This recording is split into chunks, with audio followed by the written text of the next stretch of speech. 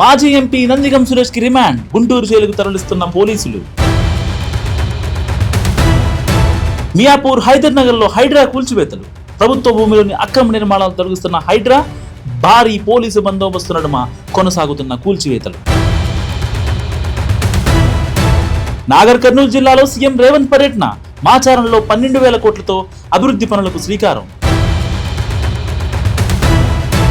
AP liquor scam కేసుపై విచారణ, కేసిరెడ్డి వాంగ్మూలం రికార్డు చేసేందుకు అనుమతి ఇవ్వాలని కోరుతూ ఈడీ పిటిషన్. ఉపాధ్యాయ సంఘాలతో ప్రభుత్వం చర్చలు, ఇంగ్లీష్ మీడియంపై వివరణ ఇవ్వనున్న ఏపీ సర్కార్. అమెరికా మాజీ అధ్యక్షుడు జో బైడెన్ కు క్యాన్సర్ నిర్ధారణ, బైడెన్ త్వరగా కోలుకోవాలని ఆకాంక్షించిన డొనాల్డ్ ట్రంప్. రూపం మార్చుకుని మరింత డేంజరస్ గా దూసుకొస్తున్న కరోనా, ప్రపంచవ్యాప్తంగా పెరుగుతున్న కరోనా కేసులు.